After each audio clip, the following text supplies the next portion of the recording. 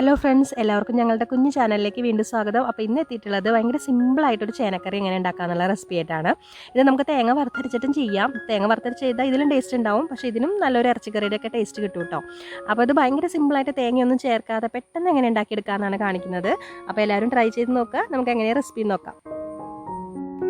ഞാനിവിടെ ഒരു മീഡിയം സൈസിലുള്ള ചേനയാണ് എടുത്തിട്ടുള്ളത്. അപ്പോൾ ചേന നന്നാക്കുന്നതിന് മുമ്പായിട്ട് ഞാൻ കുറച്ച് വെളിച്ചെണ്ണ കയ്യിൽ തൂത്ത് കൊടുത്തിട്ടുണ്ട്. എന്താണെന്ന് വെച്ചാൽ ചേന നന്നാക്കുമ്പോൾ എന്തായാലും കൈ ചൊറിയല്ലോ, അതിന് കുറച്ചൊരു ശമനം കിട്ടും ഇങ്ങനെ വെളിച്ചെണ്ണ തൂത്ത് കൊടുക്കുകയാണെന്നുണ്ടെങ്കിൽ. ചേന വെന്ത് കഴിയുമ്പോൾ തന്നെ ചൊറിച്ചിലും മാറും കേട്ടോ. അതുപോലെ നിങ്ങൾ ചേന എടുക്കുമ്പോൾ ശ്രദ്ധിക്കുക, നന്നായിട്ട് പെട്ടെന്ന് വേവുന്ന ടൈപ്പിലുള്ള നല്ല നൂറുള്ള ചേന എടുക്കണം, എന്നാലാണ് കറിക്ക് നല്ല ടേസ്റ്റ് കിട്ടുള്ളൂ. എന്താ അപ്പം ഞാൻ തോലെല്ലാം ചെത്തിയെടുത്തിട്ടുണ്ട്. നമുക്കിതൊരു ക്യൂബ് കഷ്ണങ്ങളായിട്ട് നുറുക്കിയെടുക്കാം. ഒരുപാട് വലുതും അല്ല, തീരെ ചെറുതും അല്ലാത്ത രീതിയിൽ വേണം നുറുക്കിയെടുക്കാനായിട്ട്. അപ്പോൾ അത് റെഡിയാണ്. ഇനി നമുക്ക് കുറച്ച് ഉള്ളി ചെറുതായിട്ട് അരിഞ്ഞെടുക്കണം. ഞാനൊരു 8 ചെറിയ ഉള്ളി എടുത്തിട്ടുണ്ട്. പിന്നെ നമുക്ക് വേണ്ടത് ഒരു 2 തണ്ട് കറിവേപ്പിലയാണ്. പിന്നെ ഞാനിവിടെ തേങ്ങാക്കൊത്താണ് എടുത്തിട്ടുള്ളത്. ഇത് ഓപ്ഷണലാണ്, ചേർത്തില്ലെങ്കിലും കുഴപ്പമില്ല. എന്നാലും നമ്മൾ ഇറച്ചിക്കറിയിലൊക്കെ തേങ്ങാക്കൊത്ത് ചേർക്കുമ്പോൾ നല്ല ടേസ്റ്റ് അല്ലേ, അതുപോലെ തന്നെ ഇതിലും ചേർത്താലും നല്ല ടേസ്റ്റാണ് കേട്ടോ. അപ്പോൾ അതും ഞാനിവിടെ കട്ട് ചെയ്ത് വെക്കുന്നുണ്ട്. അപ്പോൾ നമ്മുടെ കഷ്ണങ്ങളൊക്കെ റെഡിയാണ്. ഇനി നമുക്ക് ഒരു ചെറിയ കുക്കർ എടുത്തിട്ട് അതിലേക്ക് ചേന കഷ്ണങ്ങൾ ഇട്ട് കൊടുക്കാം. ഞാനിപ്പോൾ ഇവിടെ ഒരു 2 പേർക്ക് കഴിക്കാനുള്ള നട്ടോ ഉണ്ടാക്കുന്നുള്ളൂ. പിന്നെ നമുക്കതിലേക്ക് ഒരു 1/4 ടീസ്പൂൺ മഞ്ഞൾപ്പൊടി ചേർക്കാം.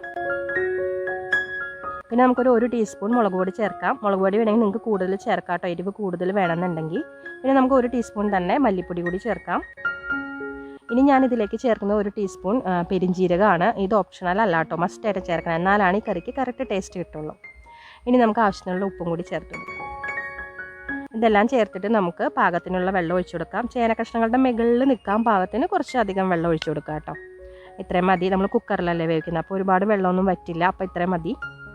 ഇനി എല്ലാം കൂടെ നന്നായിട്ട് മിക്സ് ചെയ്തിട്ട് നമുക്ക് ചേന വേഗം വേവുമല്ലോ, അപ്പോൾ നമുക്കൊരു 2 വിസിൽ വരുന്ന വരെ വേവിച്ചെടുക്കാം. നന്നായി വേവുന്ന ചേന എടുക്കാനായിട്ട് തീർച്ചയായിട്ടും ശ്രദ്ധിക്കണം കേട്ടോ, എന്നാൽ മാത്രമാണ് കറിക്ക് നല്ല ടേസ്റ്റ് കിട്ടാവുള്ളൂ. അപ്പോൾ നമുക്കിത് വേവിച്ചിട്ട് വരാം. അപ്പോൾ അത് 2 വിസിലൊക്കെ അടിച്ചിട്ട് നമ്മളെ ചേന നന്നായിട്ട് വെന്തിട്ടുണ്ടെന്ന് തോന്നുന്നു. നമുക്ക് നോക്കി നോക്കാം.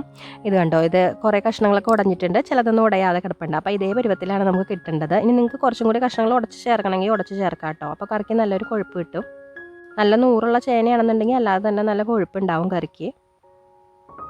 ഞാൻ കുറച്ചൊന്ന് ഉടച്ച് ചേർക്കുന്നുണ്ട്. ഇനി നമുക്കിതിലേക്ക് വറുത്തിടേണ്ടതൊക്കെ ഇടാം.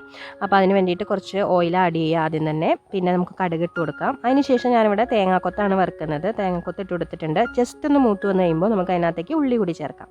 അപ്പോൾ തേങ്ങാക്കൊത്തും ഉള്ളിയും കൂടെ ഒന്ന് നന്നായിട്ട് മൂത്ത് വന്ന് കഴിയുമ്പോൾ നമുക്കതിലേക്ക് വറ്റൽമുളകും അതുപോലെ കറിവേപ്പിലയും കൂടി ചേർത്ത് കൊടുക്കാം. അപ്പോൾ അതെല്ലാം നന്നായിട്ട് മൂത്ത് വന്നിട്ടുണ്ട്, ഉള്ളിയും തേങ്ങയൊക്കെ. ഇനി നമുക്കിത് ജസ്റ്റ് കറിയിലേക്ക് ചേർത്ത് കൊടുക്കാൻ വേണ്ടുള്ളൂ. എന്നിട്ടെല്ലാം കൂടെ നന്നായിട്ടൊന്ന് മിക്സ് ചെയ്യുക. അപ്പോൾ അതാ നമുക്ക് സിമ്പിളായിട്ട് പെട്ടെന്ന് ഉണ്ടാക്കിയെടുക്കാൻ പറ്റും നല്ല ഇറച്ചിക്കറിയുടെ ടേസ്റ്റുള്ള ചേനക്കറി ഇവിടെ റെഡിയാണ്. അപ്പോൾ നിങ്ങളെല്ലാവരും ട്രൈ ചെയ്ത് നോക്കുമല്ലോ, നല്ല എളുപ്പമല്ലേ ഉണ്ടാക്കാനായിട്ട്. ട്രൈ ചെയ്തിട്ട് നിങ്ങളുടെ അഭിപ്രായങ്ങളൊക്കെ പറയാൻ മറക്കല്ലേ കേട്ടോ. അപ്പോൾ അടുത്ത വീഡിയോ ആയിട്ട് വരുന്നവരേക്കും bye bye. Thanks for watching.